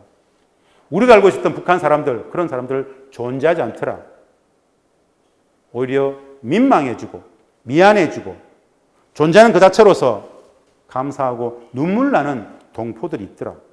이것을 확인하는 과정이 바로 평화를 만들고 통일을 만들었던 과정입니다. 누구인가 이 개성공단은 분단체제를 유지하고자 하는 그들에게는 어마어마한 재앙과도 같은 곳이었을 겁니다. 그래서 결국 그들은 이곳을 닫았던 것입니다. 이게 본질입니다. 어떤 명분을 갖다 붙이더라도 갖고 싶었기 때문에 개성을 닫았던 것이죠. 남북 간의 이해제고, 식사하는 모습, 운동하는 모습, 일상 속에서 같이 만날 수 있는 북측 사람들, 특별한 곳이 아니었습니다. 별로 다른 게 없네. 똑같네. 그들을 적대하고, 그들을 미워하고, 그들을 혐오하게 했던 웃기는 분단체제는 다 허구였구나. 누구를 위한 분단이었을까? 누구에 의한 분단일까? 누구에 의한 분단일까? 이 분단의 본질에 대해서 늘 개성공단에 있어보면 생각이 납니다.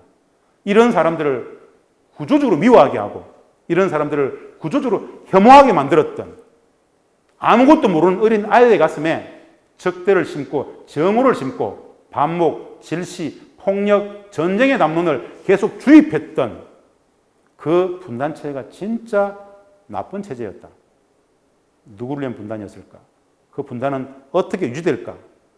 누구에 의해 유지될까? 이 근본적인 질문을 늘 하게끔 했던 공간, 바로 14년 남과 북이 함께했던 개성공단의 경험입니다. 저만의 경험이 아니라 개성공단에 주재했던 남측 주재원들 대부분의 똑같은 생각들입니다. 저는 북한학자로서 오랫동안 북측 협상을 했던 사람으로서 청와대에서 한반도 평화심 담당관, 차관보, 비서관을 했던 위치에서 4년간 개성을 경험했던 그 입장에서 우리가 몰라도 너무 몰랐던 북측 사회, 이것을 통칭해서 그런 말을 했습니다. 북맹. 북에 대한 무지, 북맹. 문맹, 큰 맹처럼 분단체제는 우리 국민들에게 북맹을 일반화시켰다. 북맹을 구조화시켰다. 북에 대한 무지, 북맹이 바로 분단이 유지되는 비결이었다. 오히려 왜곡하고 오도했던 우리 모두 북맹일 수밖에 없다. 북맹으로부터 자유를 준 사람은 단 한 명도 없다. 그것이 바로 분단체제가 만들었던 사람들이다. 그런 북을 온전히 제대로 만나는 과정이 평화를, 통일을 만드는 과정이더라. 단순합니다. 우리는 지고지순하게 평화를, 통일을 원했습니다. 호시탐탐 적화야욕을 넣는다고 했던, 그렇게 배웠던 북은 진짜 만나서 수많은 대화를 해봤는데 거의 대부분의 사람들이 우리보다 더 지고지순하게 평화를, 통일을 갈망하고 있더라. 이 사실관계를 확인하는 순간 남도 북도 평화를, 통일을 이렇게 갈망해 왔는데 왜 평화가 통일이 안 되었을 거야? 왜 그랬지? 라는 문제의식이 북을 만나는 순간 근본적으로 들게 됩니다. 분단체제, 분단, 국제정책 패권의 질서, 그들의 국익을 위해서 이 땅의 분단이 필요하다라는 본질에 다가갈 수 있습니다. 그래서 남과 북을 못 만나게 하고 단절시키고 아무것도 못 보게 했던 체제가 바로 분단 75년 체제입니다. 2020년 이 대명천지에 국민 불행의 구조적 근원인 분단을 넘어서 평화로, 통일로 가기 위해서는 일단 만나야 됩니다. 무슨 생각을 하는지, 어떤 이야기를 하는지 만나서 대화해 봐야 되는데 그것을 끊임없이 못 만나게 이간질 시켰던 그 체제가 바로 국제정책 패권 질서가 강요했던 분단체제였다라는 말씀을 개성공단 통해서 확인할 수 있다라는 말씀을 드립니다. 함께 노는 시간들입니다. 북측도 체육대회를 합니다. 같이 14년의 경험들이 바로 남과 북이 이미 만들었던 통일, 이미 만들었던 평화의 모습들입니다. 우리가 함께 근무했던 북측의 직원들입니다. 관리원에 같이 근무를 합니다. 진짜 친해질 수밖에 없습니다. 처음엔 신기했지만, 처음엔 두려움이 있었지만, 처음엔 경계했지만 우리보다 더 지고지순하게 순진하고 맑고 밝은 착한 북측 사람들 동계산이 거의 없습니다. 계산된 사고방식을 거의 하지 않습니다. 있는 그들의 모습 그대로 진짜 순수하고 막습니다.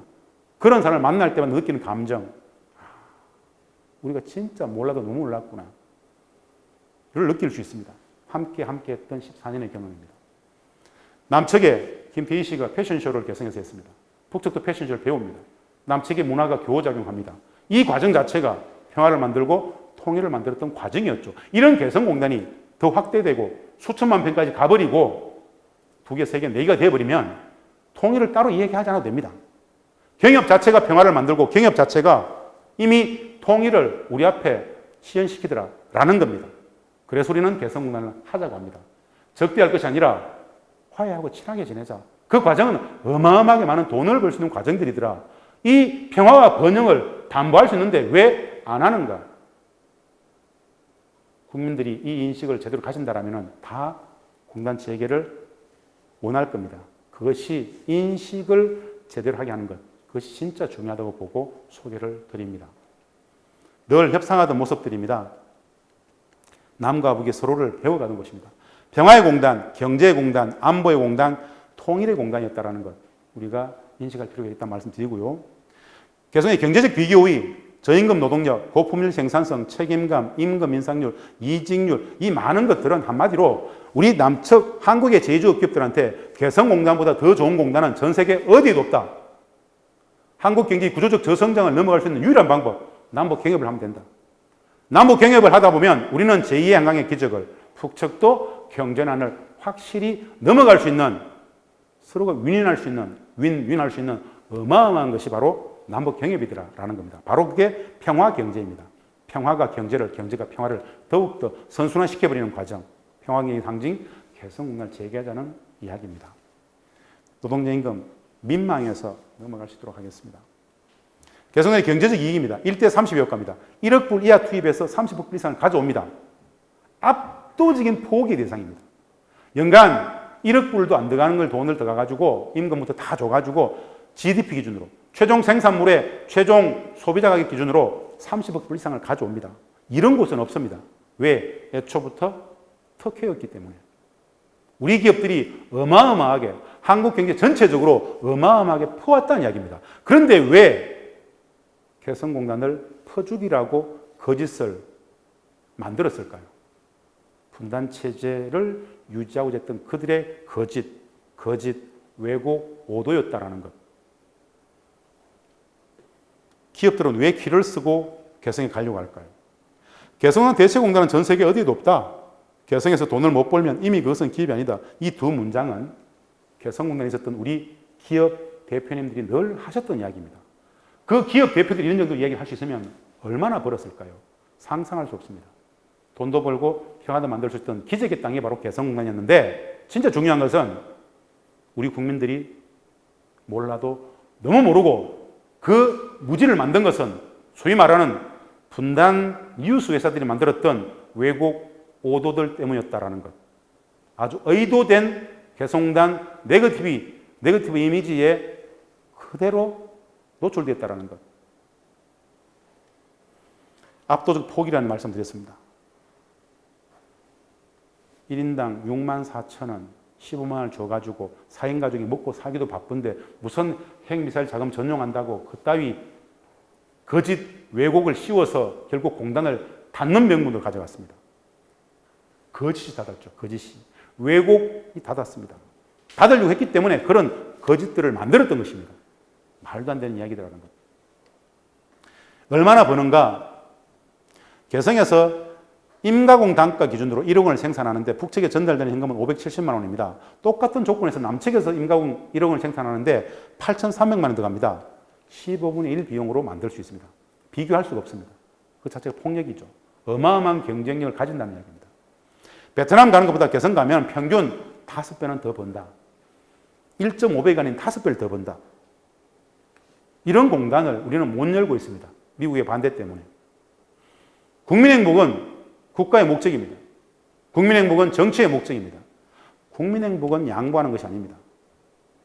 국민행복은 눈치 보는 것이 아닙니다. 그 양보와 눈치 보기의 물적 토대가 바로 불평등한 한미관계, 그 물적 토대가 더 큰 분단체제라는 것. 국민의 행복, 국익을 위해서는 양보에서도 눈치 봐서도 안 된다는 것. 개성공단 체계의 가장 큰 걸림돌, 미국의 반대를 넘어서야 한다는 것. 미국이 반대하면 아무것도 안 할 것인가? 미국이 반대하면 우리의 생존권도 불안해야 되는가? 이제 그 불편한 진실을 진짜 넘어가야 될 시기가 왔다. 그 이야기가 바로 개성공단 14년의 역사 속에서 드리는 이야기입니다.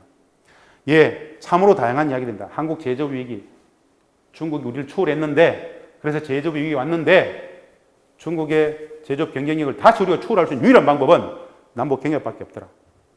한국 경기 구조적 저성장은 다른 많은 원인도 있겠지만 가장 크게는 중국이 제조업 경쟁력에서 우리를 추월했기 때문에 구조적 저성장이 왔습니다. 수출이 안 됩니다. 경쟁이 밀렸기 때문에. 이건 구조예요, 구조. 다른 방도가 없습니다. 이런 중국에게 추월당한 한국 제조업의 경쟁력을 다시 회복해서 일본도 독일도 넘어갈 수 있는 세계 최고의 제조업 경쟁을 담보하는 유일한 방법, 남북이 만나면 됩니다. 14년간 개성공단을 해봤기 때문에 자신 있게 이야기를 합니다. 그렇다면 해야 됩니다. 경제 번영도, 평화도, 통일도 담보할 수 있는 방법, 개성공단. 개성공단은 다시 말씀드리지만 개성에 있는 공단이 아니더라. 남북경협, 평화경제의 상징적 단어가 바로 개성공단이더라 라는 말씀을 드립니다. 2007년 14선언 마치시고 서울로 귀환하시던 길에 노무현 대통령께서 개성을 들리셔서 방명록을 이렇게 써셨습니다. 여기 개성공단이 바로 남과 북이 하나가 되는 현장입니다. 민족의 운명을 개척하고 있습니다. 열심히 합시다. 민족의 운명은 분단을 넘어 평화를, 분단을 넘어 통일을 만드는 민족의 운명을 개척하는 곳입니다. 라는 그런 의미였습니다. 이곳이 바로 평화와 통일의 땅입니다. 라는 이야기였습니다. 독일 통일의 주역 에곤 바르가 2005년도에 개성공단을 이렇게 적었습니다. 에곤 바르는 빌리 브란트의 동방정책을 수립했던 독일의 대전략가입니다. 그 에곤 바르는 개성공단을 어떻게 평가했는가? 나도 독일 통일 방안을 설계에 입안했지만 개성공단 같은 것은 상상조차 못했다. 참으로 대단하다. 한국의 통일정책 따르는 거 필요 없다. 개성공단을 따라가라. 제2, 제3의 개성공단을 따라가다 보면 평화가 정착되고 경제 통일도 올 것이다. 그 이후에 궁극적 통일이 있다. 한국형 통일 모델은 개성공단이다라는 겁니다. 이 에곤 바르의 눈에 비쳤던 개성공단은 개성에 있는 공단이 아닙니다. 개성에 있는 공단이 아닙니다. 에곤 바르에게 개성공단은 남북경협의 상징이 바로 개성공단이었습니다. 당신들은 경협을 해라. 경협을 하면 평화도 통일도 무조건 오겠다. 어마어마한 경제번영도 담보할 수 있겠다. 우리 독일도 경협은 못했다.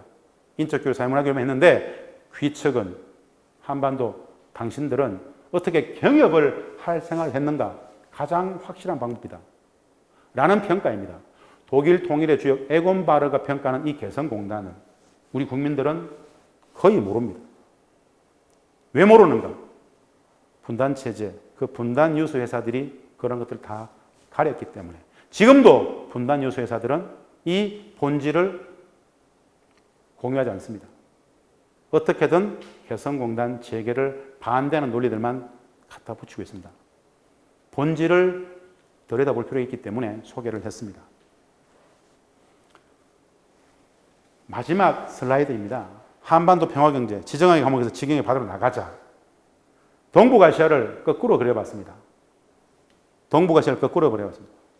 동북아를 해양으로 본다라면 그 정중심에 우리 한반도가 있습니다. 왜 우리 대한민국은 약소국가인가? 단순합니다. 분단되어져 있기 때문에 약소국가입니다. 남북이 싸우기 때문에 약소국가입니다. 남과 북이 손을 잡게 되면 이미 중견국가를 넘어서 어마어마한 큰 힘이 됩니다. 일본도, 중국도, 러시아도, 미국도 함부로 할 수 없는 지리정착, 정치지리학, 지정학의 감옥에서 지경학의 바다로 나아가자. 경제협력, 평화기를 통해서, 남북의 평화기를 통해서 한반도를 동북아의 허브로 만들어버리자. 지중해의 정중심에 이탈리아가 있는 것처럼 동북아의 정중심에 한반도가 있다. 정치, 군사적 관점에서 볼 것이 아니라 남과 북이 손을 잡고 평화경제, 남북경협을 활성화시켜버리면 일본도, 중국도, 러시아도 동북아 경제 공동체 속에서 같이 녹아들 수 있다. 그 모티브가 남북경협이고 남북경협의 상징이 개성공단이고 첫 출발은 개성공단을 재개하는 것에서부터 시작이 된다라는 이야기입니다. 어마어마한 발상의 전환입니다. 지정학의 감옥을 지경학의 바다로 만들어버리자. 바로 개성공단 재개와 남북경협, 평화경협 속에서 그 해답이 있다는 이야기고요. 동일한국 세계 2위의 경제 대국이 될 것이다. 다 하는 이야기입니다. 다 이야기합니다. 골드만삭스 내지는 UBS 수많은 단위들이 세계적인 석학들이 70년 분단체제를 넘어서 남과 북이 평화를 맞게 되면 남북의 경협만으로도 어마어마한 시너지 효과를 낼 것이다. 이미 남북이 분단체제를 넘어서 평화협정만 체결하면 군사적으로 어마어마한 강대국이 될 뿐만 아니라 경제적 규모가 대폭발하게 될 것이다. 주변 중국도 일본도 유럽의 강국 독일조차도 어마어마하게 두려워하는 세계 최강국으로 설 수 있다. 이게 세계 석학들의 이야기입니다. 왜 안 할까요? 선택의 문제가 아니라 당위의 문제입니다. 적대적 분단체제 속에서 우리 국민의 국익이 훼손되는 과정을 더 이상 방치할 것이 아니라 미국의 패권, 일본의 패권을 넘어서 국익, 국민행복 중심의 외교를 해야 된다. 그 첫 출발 시금석이 남북관계를 복원하고 복원의 지점에 4.27 판문점선언, 9.19 평양선에서 합의했던 우선 정상화기로 했던 개성공단 금강산을 다시 복원하는 과정 속에서 그 모티브를 찾을 수 있다는 정도의 말씀을 드립니다. 한반도 통일 코리아, 섬나라 경제에서 대륙 경제로, 분단 경제에서 평화 경제로 이 통일은 아주 단순합니다. 행복한 평화, 너무 쉬운 통일. 그 너무 쉬운 통일은 한 가지 마음이면 된다 그랬습니다. 한 가지 마음, 한 자락의 마음. 그게 뭐냐? 70년, 70년 분단체제 속에서 남과 북의 차이와 다름과 차이를 그냥 다름으로, 차이로 인정하면 된다. 상호 존중의 마음입니다. 다름과 차이를 옳고 그름, 맞고 틀림, 선과 악과 같은 이런 이분법적 흑백 논리로 재단하지 않으려는 마음. 그래, 그럴 수 있어. 이 마음 한 자락이면 이미 평화가, 이미 통일이 시작된다라는 말씀을 드리고, 그 과정이 남과 북 함께 무궁번영하는 어마어마한 새로운 한반도의 역사를 만드는 계기가 될 것이다 라는 정도의 말씀을 드리면서 분단, 통일, 북, 그리고 개성공단과 평화경제를 봤습니다. 고맙습니다. 감사합니다. 질문 받겠습니다.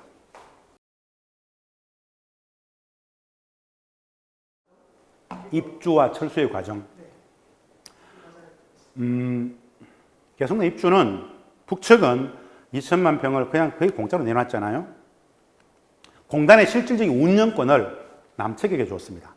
우리 개성공업지구지원재단이 바로 그 운영권을 가지고 있는 기관입니다. 남과 북이 합의를 해서 개성공업지구법을 만들었습니다. 그 개성공업지구법은 북측의 법입니다.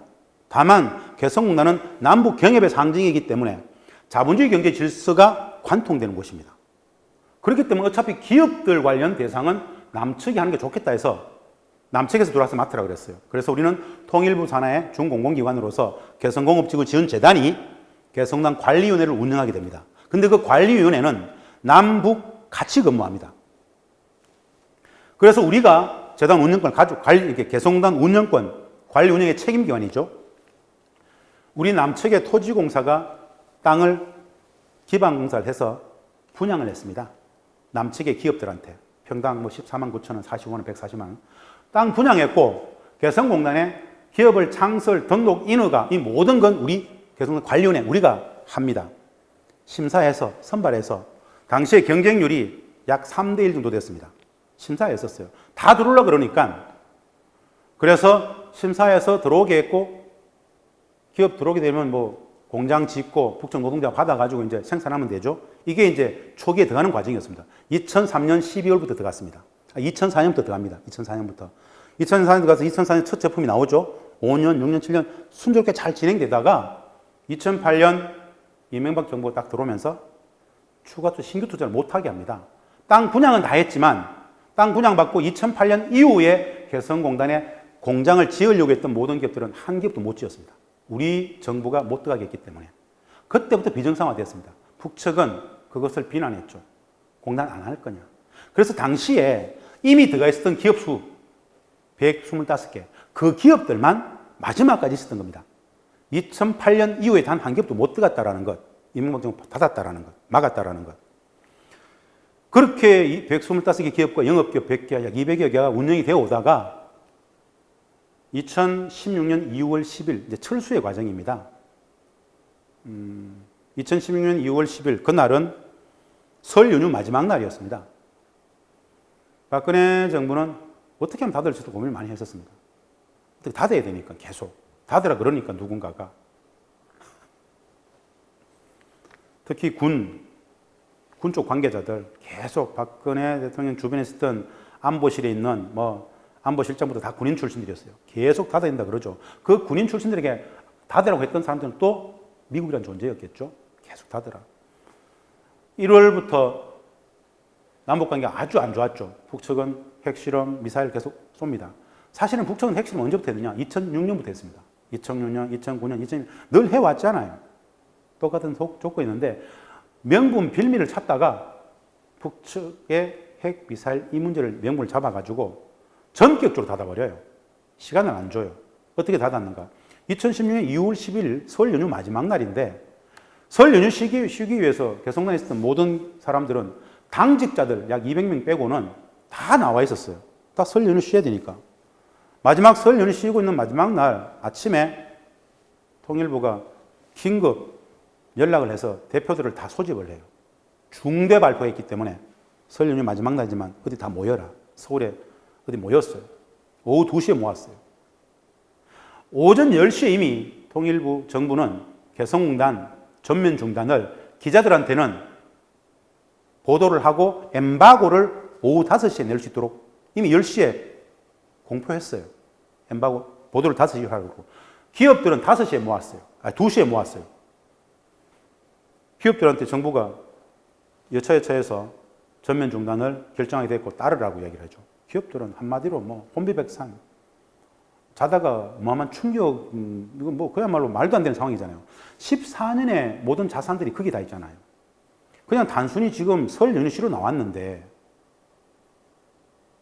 모든 고정자산, 설비자산, 유동자산 안에 다 있는데 2월 11일 날 들어가게 돼 있는데 다음날 다시 다 들어가서 매달 11일부터 20일 사이에 북청 노동자들이 임금을 줍니다.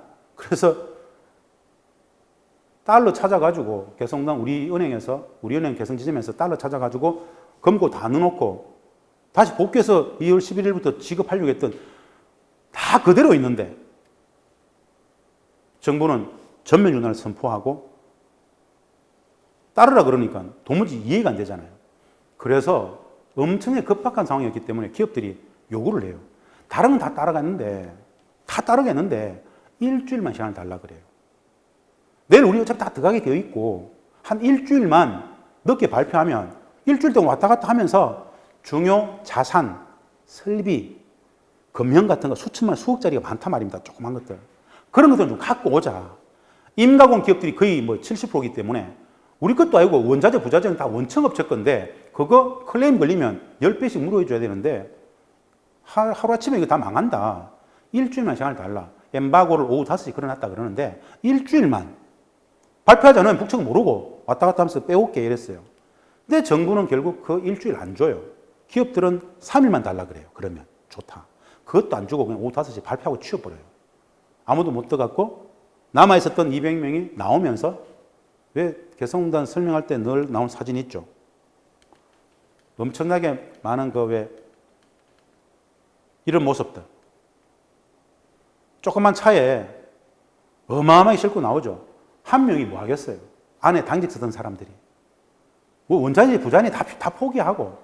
갑자기 나오다 보니까 금고에 돈도 못 가져온 기업들도 많아요. 개성에는 부부들도 많이 있었단 말입니다.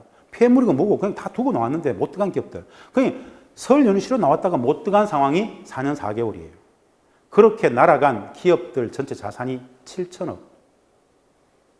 박근혜 정부는 정부가 아니었어요. 물론 이 모든 과정이 국정농단의 과정에서 벌어졌다고 봐요. 근데 그 피해가 너무 크잖아요. 3일만 달라고 우는 그 기업들한테 그걸 안 주고 전격적으로 닫아버린 게 말씀하신 닫는 과정이에요. 그 폭력성이 현재 개성공단 사태의 본질이에요.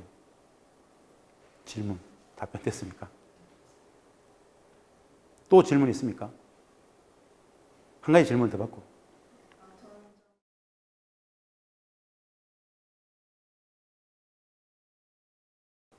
저도 꾸준히 봤어요. 시대의 변화를 상징하죠. 단 한 번도 북측 그게 뭐 많이 묘사되어진 모습이긴 하지만 일상적으로 우리 대한민국의 안방에서 우리 국민들이 드라마로서 몇 부작의 드라마로서 북측의 군인들 그 뭐 북측의 주부들의 모습을 일상에 보잖아요. 그런 것 자체 뭐 좀 희화화시킨 것도 있고 소재가 저는 좋았어요. 좋았는데 마음이 진짜 무거웠어요. 왜 무거웠는가? 북측을 잘 알잖아요. 그 소재가 일상적으로 그리고 우리 사회 속에서 다뤄지는 건 참 좋은데 굉장히 적지 않은 왜곡이 많아요. 그런 모습 볼 때마다 새로운 인식 또 세뇌잖아요. 국민들 아무것도 몰라. 그것 자체가 야 북이 저래 이렇게 이야기하잖아요. 엄청나게 왜곡이 많았어요. 어떤 건 줄 아세요? 뭐 북측 사람들도 그 탈북자들도 그런 거 보고 가면 막 굉장히 열불내요. 저렇지 않다고. 근데 이게 치명적인 것들이야. 한마디로 기조가 그런 거예요. 어떤 거냐? 굉장히 포갑적인 체제로 보여지잖아요. 감시, 세뇌, 포갑, 통제. 전혀 그렇지 않아요. 이런 말 자체가 웃기죠. 충격적이잖아. 억압적이고 세뇌받고 포갑, 통제 그런 체제 속에서 막 개인적 자유는 막 굉장히 억압받을 것 같잖아요. 보위부가 막 집에 막 쳐들어가고 막 그럴 수 있을까요? 그런 건 없어요. 이게 어마어마한 간극이에요. 북측은 그거에 대해서 드라마 다 끝나고 나서 공식 항의했어요. 아무리 드라마지만, 아무리 허구를 뭐 각색이 되어진다 하지만 이건 해도 너무한 거 아니냐라고 공식 발표를 했었어요. 늘 볼 때마다. 근데 그게 우리 국민들의 눈높이 속에서는 상식이잖아요. 늘 들었으니까. 뭐 지나가다가 뭐 이렇게 뭐 검문을 한다, 검색을 한다, 그런 거 거의 뭐 개인적 이 인권 자유에 대해서 우리가 생각하는 건 너무 달라요. 이 말 자체가 굉장히 낯설잖아요. 근데 진짜 그것을 아는 사람들은 우리는 당연시 여겼던 그 상식이 진실을 왜곡하는 오도이기 때문에 굉장히 불편하잖아요. 그런 게 많았었어요. 그렇게 또 하나하나 나아지겠죠. 그래서 제가 북한 학자로서 늘 하는 이야기가 있어요. 남북 관계를 다루는 영화 많잖아요. 좀 과도한 이야기를 해볼까요? 영화 만들면 안 돼요. 다 왜곡이에요. 뭐 진짜 많잖아요. 그 진짜 열심히 노력해서 고정해서 한다 그러지만 부지불식간의 왜곡이 너무 많아요. 진짜 고정을 제대로. 근데 그게 제대로 다루면 우리 국민들한테는 충격일 거예요. 우리가 아는 북한은 없다는 거예요. 그런 북한은 없어요. 굉장히 자유로워요. 굉장히 개방적이에요. 우리가 오히려 좀 더 경색되어 있을 정도로. 이게 제가 이런 말씀 드리는 것 자체가 선생님들한테는 폭력이죠. 정신적 폭력이잖아요. 그 75년 분단 체제가 그랬어요. 그런 북한은 존재하지 않는다. 한마디로 그렇게 말씀드릴 수 있는데 어떤 북한일까? 만나봐야 돼요. 만나봐야 돼요. 그 정도의 말씀을 드리도록 하겠습니다. 고맙습니다. 감사합니다.